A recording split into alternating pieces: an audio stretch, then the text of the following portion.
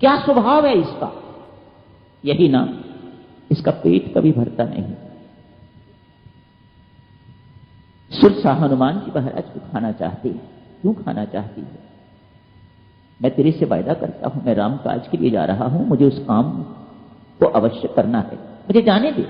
मैं वायदा करता हूं तेरे साथ, लौट के आऊंगा, प्रॉमिस करता हूं, मैं प्रण का पक्का हूं, मैं प्रॉमिस करता हूं, मैं आऊंगा और तब मुझे तू खा लेना, तब मुझे अपना काम जो है कराने।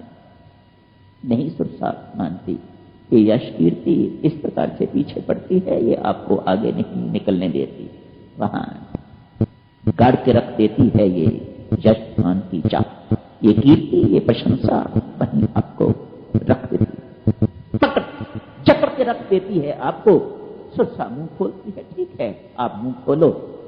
हनुमान जी महाराज बड़े होते जाते हैं और बड़ा मुंह करती है कीर्ति। इसका तो मुंह कभी पूरा भरने नहीं वाला, तो खूब फैलाती जाएगी अपना मुंह। कीर्ति है ना, खूब फैलाती जाएगी हनुमान जी महाराज, उतने ही और बड़े होते जाते हैं।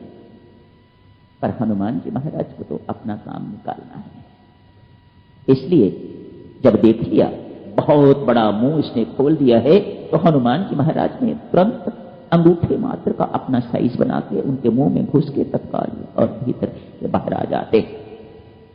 सुरसा बहुत प्रसन्न होती है, अरे वाह वाह वाह वाह, बहुत बढ़िया, जा तू सफल होके आएगा।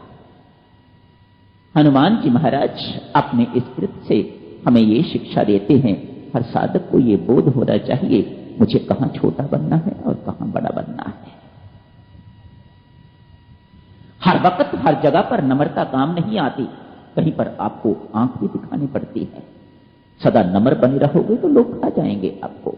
ये यश कीर्ति करने वाले, प्रशंसा करने वाले लोग आगे पीछे घूमते रहेंगे, यदि इनको आंख नहीं दिखाओगे, तब इस प्रकार से नहीं करोगे तो ये तो खा जाएंगे आपको।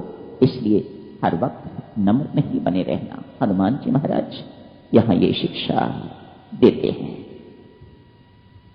सुरसा से छुट्टी होती है, आगे एक और राक्षसी खड़ी है। यहां पर लगता है हनुमान जी महाराज आकाश मार्ग से चलने लग गए हैं। वह इनकी छाया को पानी में देखती है और ऊपर उभरती है, इनकी छाया को पकड़ लेती है। छाया को पकड़ के इनको नीचे उतार लेती है। बड़ी बलवान है छाया, अर्थात अहम, अहंकार नीचे खींचती है। हनुमान जी महाराज अहंकार कहा नहीं, ये तो मान रहे थे, उनमें अहंकार लेश मात्र भी नहीं है।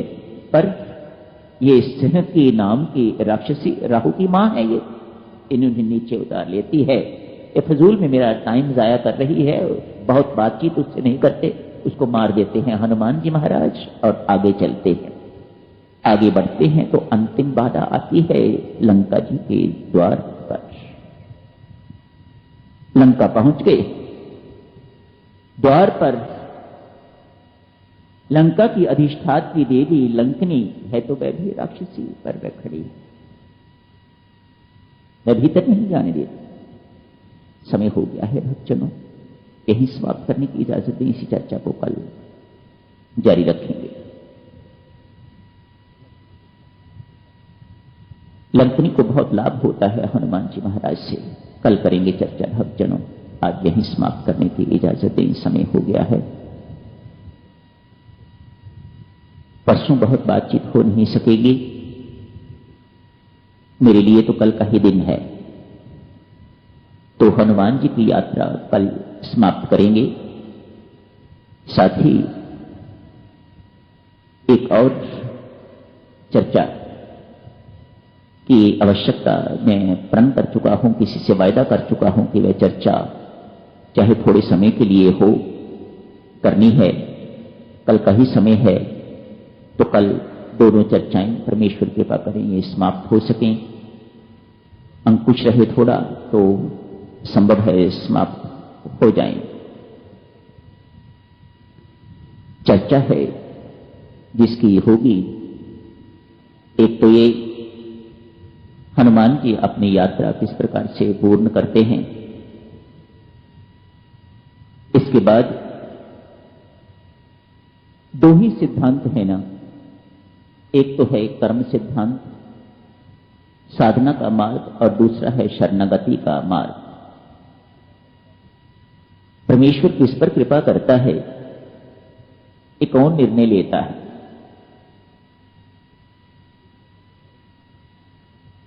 किसके प्रति वह इतना पक्षपाती हो जाता है? परमात्मा की कृपा अकारण है, अहेतुकी है। क्या अभिप्राय है इससे? क्या अर्थ निकलता है इसका? मनमौजी है क्या? जिस पर मर्जी कृपा कर दी, जितनी मर्जी कर दी, जिसको मर्जी दुत्कार दिया, जिसको मर्जी पक्ष के अंदर कर दिया, जिसको मर्जी बाहर कर दिया, इत्यादि इत्यादि। कल करेंगे भक्तजन चर्चा। स्वभाव तो परमात्मा का बिल्कुल ऐसा ही है, समझना बहुत कठिन, कहना भी बहुत कठिन, पर करेंगे कोशिश। कल थोड़ा जितना भी समझ में आ सके सब मिलके समझने की कोशिश करेंगे। धन्यवाद। पैसे का गरीब